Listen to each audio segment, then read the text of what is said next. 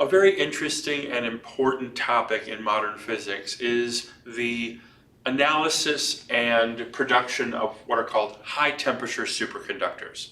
So a superconductor is just that, a superconductor. It's an object that has amazing conductivity and has, by definition, zero resistivity. So it does not resist at all the flow of electricity.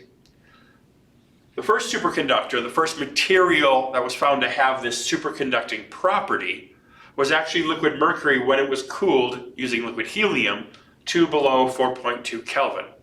So above 4.2 Kelvin, liquid mercury is a conductor. It does conduct electricity, but that electricity experiences resistance, which then a resistance to the flow of electricity in a wire or some material generates heat. Below 4.2 Kelvin, mercury becomes a superconductor. It does not resist the flow of electricity at all. Electricity flowing through it does not heat it up. Now, many materials beyond this become superconducting at these very, very, very cold temperatures, just 4.2 or 4 Kelvin or so above absolute zero. And to get there, you need to use liquid helium to cool it, which is a very difficult process and quite expensive.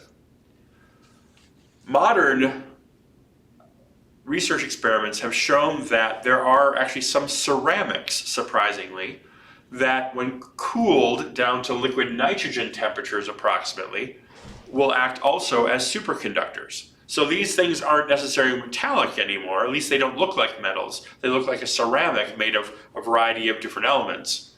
But when cooled using liquid nitrogen, which goes down to about 77 Kelvin, the warmest of these warmer superconductors, still very cold, but warmer than what we had before, is about 125 Kelvin.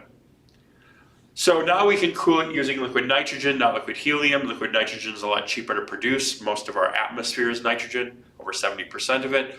So you can, and there are various machines that do use liquid nitrogen to cool this material to make these ceramic wires basically superconducting.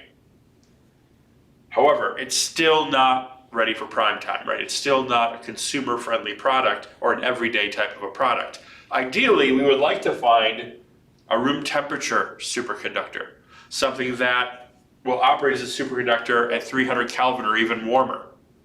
So if this is found, if it can be found, if it does exist and we find it, it would revolutionize the electronics industry.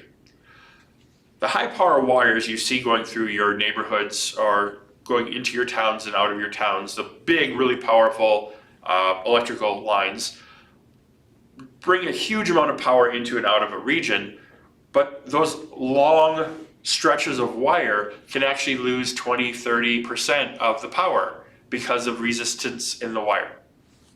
So if you could make those wires superconducting, no resistive losses. You'd immediately up the efficiency of power systems by 30% approximately.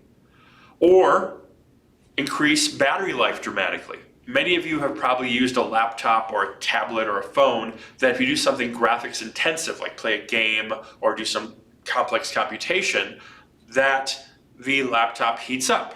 The bottom gets hot and you can't put it on your lap anymore, or the tablet heats up. Or your computer, you hear the fans running in your game system, your Xbox or your PlayStation or your Nintendo, to try to cool off the circuits inside so they don't overheat. Well, if those circuits are made out of a superconducting material, they wouldn't overheat. You wouldn't generate any power when you ran your game system or your laptop. Now, superconductors, again, we know the physics of how superconductors work at very, very low temperatures. What we don't yet understand is how the moderate temperature superconductors, these ceramics, why they are superconductive. So if physics can figure that out, if physicists who work on low temperature superconductors can figure these things out, then maybe they can derive a way to make a room temperature superconductor. Once room temperature superconductors become easy to manufacture, it will dramatically change the industry. And I'm sure there's a Nobel Prize and billions of dollars waiting for the person to do it, who actually first does it.